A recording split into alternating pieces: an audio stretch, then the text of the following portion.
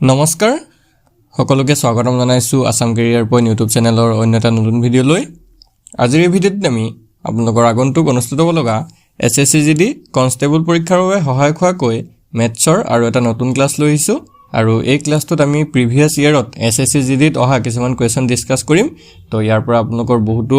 ভাল নলেজ এটা হৈ যাব আৰু ইয়াৰ পৰা এটা অনুমান পাব যে কেনেকুৱা ধৰণৰ কোৱেশ্যন এক্সামত আহে আৰু এইবিলাক আমি ট্ৰিক্সৰ সহায়ত আপোনালোক সলভ কৰাই দিম যাতে খুব কম সময়ৰ ভিতৰতে এনে ধৰণৰ কোৱেশ্যনবোৰ আপোনালোকে সলভ কৰিব পাৰে আৰু এটা কথা ইয়াতে আপোনালোক জনাই থওঁ যদি আপোনালোকৰ এছএছচি জিডি অল সাবজেক্টৰ আসামিজ মিডিয়ামত পিডিএফ খিনি লাগে তেতিয়াহলে লৈ ল'ব কাৰণ খুব কম মূল্যত আমি কেৱল 149 টকাত গুটেখিনি পিডিএফ আপোনালোক দি আছো আৰু এনেদৰে 149 বা এমান মূল্যত আপোনালোক কোনেও এনে ধৰণে পিডিএফ নিদিয়ে অল সাবজেক্টৰ তো আমি অল সাবজেক্ট আসামিজ মিডিয়ামত আপোনালোক দি দিছো যাৰ ফলত আপোনালোকে কোনো এক্সট্ৰা কিতাপ লোৱাৰ দৰকাৰ নাই ইয়াৰ পৰাই পঢ়ি আপোনালোকে আপোনালোকৰ সিলেকশনটো ল'ব পাৰিব ঠিক আছে আৰু আমি ভিডিঅ'বিলাকটো ডেইলি দিয়ে আছো সেইখিনি আপোনালোকে ডেইলি চাই থাকিব ঠিক আছে এতিয়া আমি কোৱেশ্যনখিনিলৈ যাওঁ প্ৰথম কোৱেশ্যনটো চাওক কি কৈছে two numbers are in the ratio 5:6 if their highest common factor is 4 what is their least common multiple দুটা সংখ্যা যদি 5:6 আছে তেতিয়া হলে আৰু যদি হিহঁতৰ গখাও 4 হয় তেন্তে হিহঁতৰ লখাগু কিমান এটো এসএসসি 2010 ত অহা কোৱেশ্যন হয় আমি এনেকুৱা ধৰণৰ কোৱেশ্যন বিলাকে ৰাখিছো যিবিলাকৰ পৰা আপোনালোকৰ হেল্প হ'ব হয়নে অযথা জিটি কোৱেশ্যনখিনি ৰখা নাই তো এই কোৱেশ্যনখিনি ভালদৰে আপোনালোকে যদি চাই এয়াৰ ৰিলেটেড এনে ধৰণৰ কোৱেশ্যন বিলাকে পৰীক্ষাত আহিব সো চাই যাব ভালকে কি কৈছে যে দুটা সংখ্যাৰ অনুপাত দিয়া আছে হয়নে দুটা সংখ্যাৰ অনুপাত দিয়া আছে 5:6 5:6 আৰু হিহঁতৰ HCF টো দিয়া আছে ঠিক আছে HCF টো কিমান দিয়া আছে আমাৰ 4 দিয়া আছে এতিয়া হিহঁতৰ LCM টো কিমান হদিছে ঠিক আছে LCM টো কিমান হ'ব হদিছে মানে লখাউটো কিমান হদিছে ঠিক আছে এতিয়া আমি যদি চাও দুটা সংখ্যাৰ অনুপাত দিয়া আছে 5:6 হিহঁতক মই এটা সংখ্যাক ধৰি লৈছো 5x আৰু এটা সংখ্যাক ধৰি লৈছো 6x আপোনালোকৰ পৰীক্ষাত এনে ধৰণে ধৰি ল'ব যে এটা 5x আৰু এটা 6x এতিয়া ইয়াত যদি আমি চাও দুটা সংখ্যা কমন কি আছে চাওকচোন 5x আৰু 6x ৰ পৰা যদি আমি কমনটো চাও ঠিক আছে সাধাৰণ উৎপাদকটো যদি চাও x আছে হয়নে সাধাৰণ উৎপাদক মানে কি গখাও হয়নে নহয় হিহঁতৰ সাধাৰণ উৎপাদক মানে কি গখাও গৰিষ্ঠ সাধাৰণ উৎপাদক তো গখাওটো আমি কিমান পাই গলো x আৰু x ৰ ভ্যালুটো মানে গখাওটো আমাক দিয়ে থৈছিল ইয়াত হাইয়েস্ট কমন ফেক্টৰ 4 তো x ৰ ভ্যালুটো আমি পাই গলোগে 4 এতিয়া এটা কথা ভালকে মন কৰিব x ৰ ভ্যালুটো 4 পালো তেতিয়া আমি সংখ্যা দুটা উলিয়াব পাৰো ঠিক আছে সংখ্যা দুটা উলিয়াব পাৰো কিন্তু আমাক ইয়াত সংখ্যাটো খুদা নাই খুদিছে লখাগু কিমান হ'ব তো লখাগু উলিয়াব কাৰণে আমি কি কৰিম প্ৰথমতে লখাগু সদায় গখাওটো পূৰণ হৈ থাকে x তাৰ লগতে বাকি যেটো সংখ্যা আছিল 5 আৰু যেটো ইয়াত সংখ্যা আছিল 6 x পূৰণ 5 পূৰণ 6 কৰিলে আমাৰ লখাগুটো ওলাই যাব ঠিক আছে এলসিএম টো ওলাই যাব তো 5 আৰু 6 পূৰণ কৰিলে কিমান হ'ব 5 6 হল 30 আৰু x ৰ ভ্যালুটো হৈছে 4 5 পূৰণ 30 সৰি 4 পূৰণ 30 তো 4 গুণ 12 120 ঠিক আছে তো লখাগুটো আমি কিমান পালো 120 ঠিক আছে লখাগুটো কিমান পাইছে 120 120 কোনটো অপচনটা আছে চাওক অপচন সি আছে অপচন সি হৈ যাব কাৰেক্ট আনসাৰ ঠিক আছে মই আকৌ এবাৰ কৰি দিছো ভালদৰে চাওক কি দিছে আমাক অনুপাত দিয়া আছে তো অনুপাত কি দিয়া আছে আমাক 5:6 এটোটা অনুপাত দেই এটো সংখ্যা নহয় কিন্তু সো এটাক আমি 5x বুলি ধৰিছো আৰু এটা কি বুলি ধৰিছো 6x বুলি ধৰিছো ঠিক আছে এটা ইয়াৰ পৰা কমন চাওক দুইটাতে x আছে তো কমনটো হৈছে HCF ঠিক আছে কমনটো হৈছে HCF আৰু HCF টো আমাক কিমান x যেটো আমাৰ 4 বুলি দিয়া আছে এটো সব কোৱেশ্যনত গখাও দিয়া আছে হয়নে HCF টো আমাৰ 4 বুলি দিয়া আছিল এতিয়া LCM যেতিয়া উলিয়াবলৈ যাব LCM উলিয়াবলৈ যাওঁতে সদায় HCF টো থাকিবই HCF থাকিব কিন্তু যিকিটা নাম্বাৰছ আছিল সেই নাম্বাৰ কিটা লাগিব মানে 5 আৰু ইয়াত 6 তো HCF * 5 * 6 মানে 4 পূৰণ 5 পূৰণ 6 এতিয়া 4 5 গুণ 20 20 6 গুণ 120 ঠিক আছে 120 তো হ'ব আনসাৰ বুজি পাইছে কি এতিয়া ক্লিয়াৰ হৈছে তেও নুবুজিলে আকৌ কমেন্টত কৰিব কমেন্টত জনাব মই আকৌ আৰু ভালদৰে চেষ্টা কৰিম ঠিক আছে নেক্সট কোৱেশ্যনটো চাওক The HCF and the LCM of two numbers are 8 and 48 respectively. If one of these number is 24, what is the other number? এটো SSC exam আহিছে 2010 যে দুটা সংখ্যাৰ লখাগু আৰু গখাও ক্ৰমে 8 আৰু 48 এই সংখ্যাবোৰৰ যদি এটা 24 হয় তেন্তে আনটো সংখ্যা কিমান তো এটো এটা খুবই ইম্পৰ্টেন্ট কোৱেশ্যন হয় এনে ধৰণৰ কোৱেশ্যন বিলাক পৰীক্ষাত আহে আপোনালোকৰ সেন্ট্ৰেল লেভেলৰ এক্সাম হওক আসাম গভৰ্ণমেন্টৰ এক্সাম হওক সকলোতে আহিব তো ইয়াতে এটা ট্ৰিক্স আছে সেই ট্ৰিকটো আপোনালোকে ভালকে এপ্লাই কৰিব আৰু ভালকে মনত ৰাখি থব ঠিক আছে ট্ৰিকটো কেনেকুৱা যে যেতিয়াই কোনো সংখ্যাৰ লসাগু গসাগু আৰু সংখ্যা দুটাৰ দিয়া থাকিব বা দুটা সংখ্যাৰ ভিতৰত এটা দিয়া থাকিব আৰু এটা উলিয়াব দিয়ে তাত এটা সূত্ৰ মনত ৰাখিব বা ট্ৰিক এটা মনত ৰাখিব যে তাৰ এটা সম্পৰ্ক আছে মানে সেই সংখ্যা দুটা আৰু লসাগু আৰু গসাগুৰ মাজত এটা সম্পৰ্ক আছে সেই সম্পৰ্কটো হৈছে HCF into LCM is equal x into y ঠিক আছে HCF মানে হৈছে গসাগু গৰিষ্ঠ সাধাৰণ উৎপাদক LCM মানে হৈছে লঘিষ্ঠ সাধাৰণ গুণিতক লসাগু আৰু x মানে হৈছে এটা সংখ্যা আৰু y মানে হৈছে আনটো সংখ্যা ঠিক আছে x মানে হৈছে প্ৰথমটো সংখ্যা y মানে হৈছে দ্বিতীয়টো সংখ্যা তো এই সম্পৰ্কটোৰ পৰা আমি এই আনসাৰটো উলিয়াব পাৰিম তো HCF আমাক কিমান দিছে 8 পূৰণ LCM কিমান দিছে 48 ঠিক আছে আৰু ইফালে x ৰ ভ্যালুটো দিছে 24 আৰু y ৰ ভ্যালুটো আমি উলিয়াব লাগে হৈ গল সিম্পল আমি এতিয়া পূৰণ হৰণ কৰি দিলে হৈ যাবগে তো 24 টো যদি এফালে গুছি হতে কি হ'ব 8 পূৰণ 48 তলত 24 আৰু এফালে y থাকি যাব 8 এ যদি 24 কাটো 3 বাৰ 3 48 কাটিলে যাব 3 গুণ 3 এফালে থাকিলে 18 3 6 গুণ 18 16 তো y ৰ ভ্যালুটো আমি কিমান পাই গলো 16 পাই গলো তে এটা সংখ্যা যদি 24 হয় আনটো সংখ্যা হ'ব 16 অপচন সি টো হৈ যাব কারেক্ট आंसर বুজি পাইছে অপচন সি টো হৈ গল কারেক্ট आंसर এটো বুজি পাইছে ক্লিয়াৰ নেক্সট কোৱেশ্চন লাগ বহিব পাৰো নেক্সট কোৱেশ্চন চাওক two numbers are in the ratio 3:4 and their LCM is 84 which is the larger number দুটা সংখ্যা যদি 3:4 থাকে আৰু ইহঁতৰ লসাগু যদি 84 হয় তেনেহলে ডাঙৰ সংখ্যাটো কি হ'ব ঠিক আছে ডাঙৰ সংখ্যাটো উলিয়াব দিছে ইহঁতৰ মাজত তো অনুপাতত দিয়া থাকিলে সদায় মনত ৰাখিব 3:4 দিয়া আছে ন আমাক তো হেতু এটা 3x বুলি ধৰি লওক আৰু এটা সংখ্যা 4x বুলি ধৰি লওক ঠিক আছে এটা 3x আৰু এটা 4x ইয়াৰ যদি আমি কমনটো চাও মানে HCF টো যদি চাও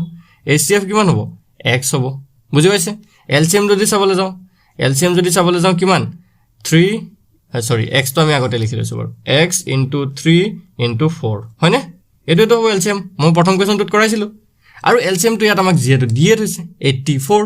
সো আমি x * 3 * 4 = 84 বুলি আমি লিখিব পাৰোনে দি থৈছে তো 3 4 গুণ 12 12x = 84 হ'ব তো ইয়াৰ পৰা আমি x ৰ ভ্যালু উলিয়াব পাৰিম x ৰ ভ্যালু হ'ব 84/12 তে 12 যদি আমি 84 কাটি দেও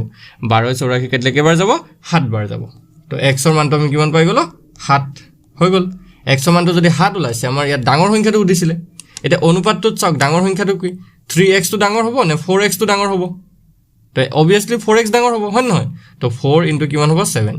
আমাৰ সংখ্যাটো উলিয়াব দিছিলে 4 * 7 কৰিলে কিমান হ'ব 4 7 গুণ 28 ঠিক আছে 28 হ'ব আমাৰ आंसर এটা 28 কোনটো অপচন আছে চাওক অপচন সি আছে বুজি পালে খেলিমেলি পোৱা নাই না অসুবিধা পালে আপোনাক কমেন্টত জনাব ঠিক আছে আমি পাৰিলে এগিনৰ ভিতৰত লাইভ ক্লাসও স্টাৰ্ট কৰি দিম তো লাইভ ক্লাস যদি আপোনালোকৰ লাগে কমেন্টত জনাই দিব ঠিক আছে আৰু টাইমিংটো জনাই দিব যে কোন টাইমত লাইভ ক্লাসটো দিলে আপোনালোকৰ সুবিধা হ'ব তো আমি হেতু সময়ত আপোনালোকৰ বাবে লাইভ ক্লাসও লৈ আহিম নেক্সট কোৱেশ্চনটো চাওক what is the least perfect square number which is exactly divisible by 12 15 and 25 এটো 2010 আহিছে এসএসসিত কি কৈছে যে 12 15 আৰু 25 ৰে হুবহু হৰণযোগ্য ন্যূনতম নিখুঁত বৰ্গ সংখ্যাটো কি ঠিক আছে নিখুঁত বৰ্গ সংখ্যাটো মানে এনেকুৱা এটা বৰ্গ সংখ্যা হ'ব লাগিব যেটো 12 ৰেও হৰণ যাব 15 ৰেও যাব আৰু 25 ৰেও যাব কিন্তু আটাইতকৈ সৰু হ'ব লাগিব যদি আমি 400 লওঁ 900 1300 টো বৰ্গ সংখ্যা নহয় বাৰু 1600 টো বৰ্গ সংখ্যা হয় তো এই 400 900 আৰু 1600 ৰ ভিতৰত আটাইতকৈ সৰু যদি চাবলৈ যাও 400 টো হয় কিন্তু 400 ক 12 15 আৰু 25 তিনিটাৰে হৰণ যায় জানো তো হেতু আমি কেনেকৈ চেক কৰিম চাওক হেতু কৰা এটা ট্ৰিক্স আছে তো সেই ট্ৰিকটো আপোনালোকে ভালকে চাই যাব ঠিক আছে আমি যদি চাও 12 15 আৰু 25 চাওক 12 15 আৰু 25 ৰ কি কৰিব লসাগুটো উলিয়াই লব ঠিক আছে 12 15 আৰু 25 ৰ লসাগু যদি উলিয়াবল যায় 2 যদি কৰো 2 6 গুণ 12 15 ক না যায় 25 কো না যায় তে আমি ডাইৰেক্ট পাছে কৈ দিও 6 নামি আহিলে 5 3 গুণ 15 5 5 গুণ 25 ঠিক আছে 2 5 গুণ 10 10 6 গুণ 60 60 3 180 180 আৰু 5 পূৰণ কৰিলে হ'বগে ৰব 180 আৰু 5 টো মই ডাইৰেক্ট পূৰণ কৰি নি দিও কাৰণ ইয়াত কাৰণটা আছে ভালকে চাওক আমি যদি ইয়াতে আৰু চাও 3 এৰ যাব নহয় হয়নে 3 এৰ যাব নহয় এক সেকেন্ড 3 এ যদি হৰণ কৰি 3 গুণ 6 3 গুণ 3 5 হল এটা লাইন থাকি গৈছিলে তো এতিয়া আকৌ 3 এৰ হৰণ কৰি দিয়াৰ পিছত কি কি উৎপাদক ওলালে আমাৰ 2 কেটা ওলালে চাওক 2 দুটা ওলালে তো 2 স্কয়াৰ বুলি লিখিব পাৰো 5 ওলালে দুটা তো 5 স্কয়াৰ বুলি লিখিব পাৰো 3 ওলাইছে এটা হয়নে এই গিটাৰ যদি আমি উৎপাদকখিনি চাও 5 12 15 25 উৎপাদক যদি চাও 2 স্কয়াৰ 5 স্কয়াৰৰ 3 ওলাইছে এটা চাওকচোন 2 স্কয়াৰ হিচাপে আছে বৰ্গ আছে 5 টো বৰ্গ হৈ আছে কিন্তু 3 টো স্কয়াৰ হৈ থকা নাই তো 3 এটা যদি আমি স্কয়াৰ কৰি দিও আৰু যেটো পূৰণফল ওলাব এটোৱে হ'ব হিহঁতৰ নিখুত বৰ্গ সংখ্যা যেটো আমাৰ আনসাৰটো উলিয়াব লগা হয় 3 টো স্কয়াৰ কৰি লৈছো দেই স্কয়াৰ আমি নিজৰ ফালৰ পৰা কৰিছো যাতে আমি বৰ্গ সংখ্যাটো পাও কাৰণ 3 টো এটা মানে জোৰটো মিল থকা নাই ন তো 3 জোৰ মিলাবৰ কাৰণে আমি স্কয়াৰ কৰি ললো এই 3 এইটা যদি আমি পূৰণ কৰো 2 2 4 5 5 গুণ 25 3 3 গুণ 9 4 আৰু 25 পূৰণ কৰিলে 100 100 আৰু 9 পূৰণ কৰিলে হ'বগে 900 তো এই যেটো আটাইতকৈ সৰু বৰ্গ সংখ্যা ওলাব লগা আছিল আমাৰ হেতু হৈছে 900 অপচন বি টো হ'ব কাৰেক্ট আনসাৰ বুজি পাইছে কি কৰিলো চাওক লখাগুটো উলিয়ালো প্ৰথমতে আমি 12 15 আৰু 25 ৰ লখাগু উলিয়াইছো লখাগুটো উলিয়াই হিহঁতক আমি বৰ্গ সংখ্যালৈ কনভাৰ্ট কৰিছো মানে 2 টো বৰ্গ আছিল 5 টো বৰ্গ আছিল 3 টো বৰ্গ হৈ থকা নাছিল যাৰ কাৰণে আমি 3 টোক বৰ্গ কৰি দিলো আৰু তাৰ পিছতে বৰ্গকিটা আমি পূৰণ কৰি দিয়া লগে লগে আনসাৰটো আমাৰ ওলাই গল বুজি পাইছে খেলমেলটো লগা নাই নেক্সট কোৱেশ্চনলৈ যাও নেক্সট কোৱেশ্চনটো কি কৈছে চাওক What is the greatest number which when subtracted from 5834 is exactly divisible by each of the numbers 20, 28, 32 and 35? এটো 2010 ত আহিছে এসএসসি কি কৈছে কোৱেশ্চনটো ভালকে চাওক 5834 ৰ পৰা কি আটাইতকৈ ডাঙৰ সংখ্যা বিয়োগ কৰিলে সংখ্যাটো 20, 28, 32 আৰু 35 ৰে বিভাজ্য হ'ব কি কৈছে সংখ্যাটো 5834 ইয়াৰ পৰা এনেকুৱা এটা সংখ্যা আমি বিয়োগ কৰিব লাগিব যেটো সংখ্যা বিয়োগ কৰিলে হেই যেটো থাকি যোৱা সংখ্যাটো হ'ব হেতু 20 28 32 আৰু 35 গুটেই গিটাৰে বিভাজ্য হ'ব সাপোজ মই ধৰক কি কৈছো যে 5834 ইয়াৰ পৰা এনেকুৱা এটা সংখ্যা বিয়োগ কৰিব লাগিব যেটো মই x বুলি ধৰিছো বৰ্তমান এটো বিয়োগ কৰিলে যেটো আমাৰ আনসাৰ ওলাব হেই আনসাৰটো কিহেৰে যেটো আমাৰ কোৱেশ্চন মাৰ্কৰ ঠাই যেটো আনসাৰ ওলাব ন হেতুক 20 ৰ হৰণ যাব 28 ৰেও যাব 32 ৰেও যাব আৰু 35 ৰে হৰণ যাব ঠিক আছে এই গুটে গিটাৰ হৰণ যাব এতিয়া এটা কথা মন কৰিব 20 28 32 আৰু 35 ৰে হৰণ যোৱা সংখ্যাটো কোনটো হয়নো এই গুটে গিটাৰ লখাগুটো নহয় জানো যেটো লখাগু হ'ব 20 28 32 আৰু 35 তাৰ লখাগুটো হ'ব ন হৰণ যোৱা সংখ্যা তো আমি প্ৰথমতে কি কাম আমাৰ প্ৰথম কামটো হ'ব যে 20 28 32 আৰু 35 ইহঁতৰ লখাগু উলিয়াম ঠিক আছে প্ৰথম কামটো আমাৰ এটো ইহঁতৰ এলসিএম টো উলিয়াম বাকি এলসিএম টো উলিয়াই এই 5834 ৰ পৰা মাইনাস কৰি দিব হৈ গল তো এলসিএম টো আমি যদি চাও কিমান হ'ব 2 এৰ যদি কাটো 2 10 গুণ 20 2 14 28 2 32 35ক না যায় 5 এৰ কাটি দিও 5 2 গুণ 10 14ক না যায় 16ক না যায় 5 7 গুণ 35 2 এৰ যদি কাটো 1 গুণ 2 2 7 গুণ 14 2 8 গুণ 16 7ক না যায় তাৰ পিছত হাতেৰে কাটি দিছো 1 গুণ 8 আৰু 1 ঠিক আছে তো এটা আমাৰ যদি এলসিএম টো চাও কিমান হ'ব এলসিএম টো যদি আমি চাও কিমান হ'ব চাওক 2 5 গুণ 10 10 গুণ 20 20 7 গুণ হৈ গলগে 140 140 আৰু 8 পূৰণ কৰিম তো এটা কিমান হ'ব 1120 ঠিক আছে 1120 হ'ব আমাৰ এলসিএম ঠিক আছে গুটে গিটাৰ এলসিএম টো কিমান পালো 1120 তো সিম্পল এটা 5834 ৰ পৰা এই সংখ্যাটো মাইনাস কৰি দিয়ক 5834 ৰ পৰা 1120 মাইনাস কৰিলে আমাৰ আনসাৰটো ওলাই যাব তো এটা 4 আহিলে 3 দুগুণ থাকিল 1 8 গল থাকিল 7 5 গল থাকিল 4 4714 হ'ব আনসাৰ 4714 কোনটো অপচন আছে এইটো বি অপচন আছে অপচন বি টো হৈ যাব কাৰেক্ট আনসাৰ বুজি পাইছে অপচন বি টো হৈ গল কাৰেক্ট আনসাৰ এতিয়া বস্তুটো বুজি পাইছে না আপোনালোকে কেনেকৈ কৰাৰ নিয়মটো আপোনালোকে বুজি লওক এবাৰ যে কেনেকৈ ধৰণে কৰিব জাস্ট আপোনালোকে নিয়মটো যদি এবাৰ শিকি যায় তেতিয়া হলে আপোনালোকে এনে ধৰণৰ যি কোনো কোৱেশ্চন আহিলেও কৰিব পাৰিব হয় নহয় জাস্ট আমি ট্ৰিকটো জানিব লাগে কেনেকৈ কৰিব লাগিব ঠিক আছে নেক্সট কোৱেশ্চন চাও What is the greatest 4-digit number which is exactly divisible by each of 12, 15, 18 and 27? 12, 15, 18 আৰু 27 ৰ প্ৰতিটোৰে হুবহু হৰণযোগ্য 4টা অংকৰ সৰ্ববৃহৎ সংখ্যাটো কি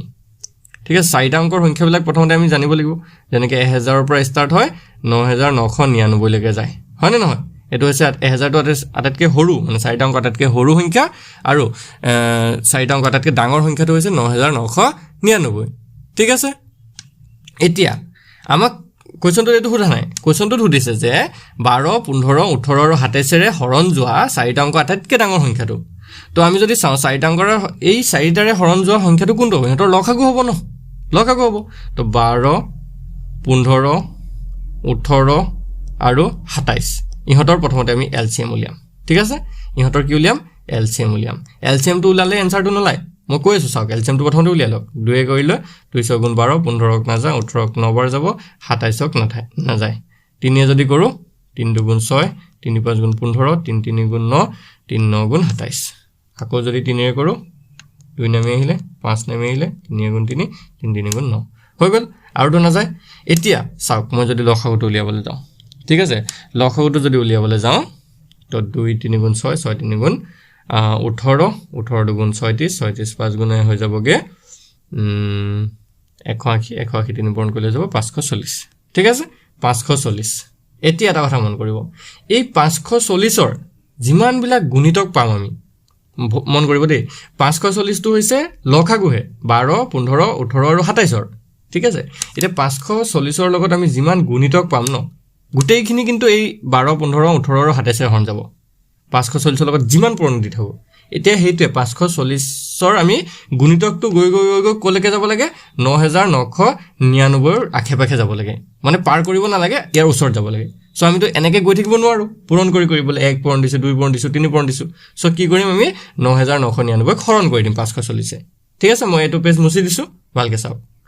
তো আমাৰ কি আছে 9999 ইয়াক কি কৰিব লাগিব 540 ৰে হৰণ দিব লাগিব কেলে 9999 বললো কাৰণ চাৰিটা অংকৰ আটাইতকৈ ডাঙৰ সংখ্যাটো হৈছে এটো হয় না আমাৰ আটাইতকৈ ডাঙৰটোৱে খুজিছে তো এটো যদি হৰণ দিও তো এটো এবাৰ গলে কিমান হ'ব 540 হ'ব নামি আহিলে 9 9 সাইকেল থাকিল 5 ইয়াত থাকিলে 9 5 গল থাকিল 4 আৰু এফালে 9 এফালে যদি 8 বাৰ দিও তেতিয়া এটো হৈ যাবগে 0 এফালে 2 তাৰ পিছতে এফালে 3 4 43 9 আহিলে 9 পৰা 2 গল থাকিল 7 ইয়াত থাকিলে 5 গল থাকিল 2 279 এতিয়া এই 279 টো আমি কি কৰিম 9999 ইয়াৰ পৰা মাইনাস কৰি দিম 279 অলপ প্ৰশ্নটো দীঘলীয়া নিচিনা লাগিছে হয়নে দীঘলীয়া নালাগে আপোনালোকে যেতিয়া প্ৰেক্টিস কৰিব হেতু ইজিলি হৈ যাবগে মানে তো 0 এফালে আহিলে 9 পৰা 7 গল থাকিল 2 9 2 গল থাকিল 7 এফালে থাকিলে 9 9720 9720 তো হ'ব আমাৰ আনসাৰ তো এটো কোড আছে চাওক অপচন বি আছে অপচন বি হৈ যাব কারেক্ট आंसर চাওক কি কৰিলো প্ৰথমতে আমি প্ৰথমতে 12 15 18 আৰু 27 ৰ লসাগু উলিয়ালো হয়নে লসাগু উলিয়াই তাৰ পিছতে 9999 ক হৰণ কৰিলো ঠিক আছে হৰণ কৰি দিয়া লগে লগে যেটো আমাৰ মানে ভাগ শেষ থাকি গল সেই ভাগ শেষটোৱে আমি অকল 9999 ৰ পৰা মাইনাস কৰি দিলো এটো সিম্পল তো মই কৰি আপোনাক কৰি দেখুৱাইছো কাৰণ টাইম লাগিছে যেতিয়া আপোনালোকে নিজে কলম আৰু বহিত কৰিব তেতিয়া 1 মিনিটও নালাগে আপোনালোকৰ ঠিক আছে নেক্সট কোৱেশ্চনটো চাওক দিয়া কি কৈছে অমনৰ বয়স তেওঁৰ পুতেকৰ বয়সৰ 3 গুণ 10 বছৰ আগত তেওঁৰ বয়স পুতেকৰ বয়সৰ 5 গুণ আছিল তেতিয়াহলে অমনৰ বৰ্তমান বয়স কিমান হ'ব Oman's age is 3 times his son's age 10 years ago he was 5 times his son's age what is Oman's present age ভালকে চাওক কি কৈছে অমনৰ বয়স তেওঁৰ পুতেকৰ বয়সৰ 3 গুণ তো আমি তেওঁৰ বয়সটো পুতেকৰ বয়সৰ হিচাপত ধৰিব লাগিব মানে পুতেকৰ বয়সটো যদি আমি x ধৰিছো তেতিয়া অমনৰ বয়সটো হ'ব 3 গুণ মানে 3x ঠিক আছে তো লেট পুতেক দেই পুতেকৰ বয়সটো কি হ'ব x ঠিক আছে পুতেকৰ বয়সটো আমি কি ধৰিছো x তেতিয়া অমনৰ বয়সটো কিমান হ'ব অমনৰ বয়সটো হ'ব 3x এটো বৰ্তমান ঠিক আছে বৰ্তমান অমনৰ বয়সটো হৈছে 3x আৰু পুতেকৰ বয়সটো হৈছে x এতিয়া নেক্সট কন্ডিশনটো কি গৈছিল যে 10 বছৰ আগতে তেওঁৰ বয়স পুতেকৰ বয়সৰ 5 গুণ আছিল তো 10 বছৰ আগত যোৱাৰ লগে লগে আমি কলে গুজাম x - 10 ঠিক আছে আৰু অমনৰ কি হ'ব 3x - 10 এটো হৈ যাব কি ঠিক আছে এটা কি কৈছে অমনৰ বয়স পুতেকৰ বয়সৰ 5 গুণ আছিল তো পুতেকৰ বয়সটো আছিল x টকাটো তো এই x - 10 ৰ 5 গুণ তো 5 আগফালে মই 5 এটা লগাই দিলো তেতিয়াটো কি হ'বগে এটা সমীকৰণ বনি গল ইয়াৰ পৰা x ৰ ভ্যালু উলিয়াই দিলে আমাৰ পুতেকৰ বয়সও উলিয়া যাব অমনৰ বয়সও উলিয়া যাব আমাক যেটো লাগে হেতু উলিয়াব পাৰিম তো এটো কি হ'ব 5x - 50 এফালে কি হ'ব 3x - 10 তো 3x তো এফালে হইলো 5x - 3x আৰু এফালে -10 + 50 হল তো 5x ৰ পৰা 3x হলে 2x এফালে হল 40 তো x ভ্যালুটো কি হ'ব 40/2 40/2 মানে কি 20 x ভ্যালু 20 মানে x মানে কি আছিল এটা পুটেক তে অমন কি হ'ব 3x তো 3 * 20 3 * 20 মানে কিমান 3 * 6 60 হলনে অমনৰ বয়সটো কিমান হল তেতিয়া বৰ্তমান 60 বছৰ অপচন কোনটো আছে চাওক অপচন সি আছে সিটো হেৰি ওপৰলৈ গুচি গল ন এটো হ'ব 60 বছৰ ঠিক আছে বুজি পাইছে চাগে খেলিমেলটো নাই যদি খেলিমেল থাকে কমেন্টত জনাই দিব দুনিয়াকে মই নেক্সট ক্লাছত আকৌ আপোনাক বুজাবলৈ চেষ্টা কৰিম বা লাইভ ক্লাছত এনে ধৰণৰ কোৱেশ্চনবিলাক লৈ আহিম যাতে আপোনালোকে ভালদৰে আৰু বুজি পাই যায় ঠিক আছে তো আজি আমি এটা কোৱেশ্চন চালো যদি ভিডিওটো ভাল লাগি থাকে ভিডিওটো এটা লাইক কৰি দিব আৰু চেনেলটো সাবস্ক্ৰাইব কৰি ল'ব আৰু যদি পিডিএফ খিনি লাগে আপোনালোকৰ এতিয়া লৈ ল'ব কাৰণ বেছি দিন নাই এক মাহ মান সময় আপোনালোকৰ হাতত আছে এই মাহটো ভালদৰে প্ৰেক্টিছ কৰক এসএসসি যদি বহুত সুবিধা মানে আপোনালোকে ভালদৰে এক্সামটো পাস কৰক বাকি ফিজিক্যাল আৰু যেটো মেডিকেল হেতুটো কোনো কথাই নাই ঠিক আছে ফিজিক্যালত সকলো পাস হৈ যায় মানে এনে ধৰণৰ আপোনালোকে খালি জাস্ট ৰিটেন এক্সামটো ভালকে কোৱালিফাই কৰক আৰু ৰিটেন এক্সামটোত মাৰ্কটো অলপ বেছি আনক তেতিয়া আপোনালোকৰ টেনচন নাই তো পিডিএফ খিনি যদি লাগে লৈ ল'ব এটো আমাৰ নম্বৰ 8133840965 এই নম্বৰটোত মেছেজ কৰি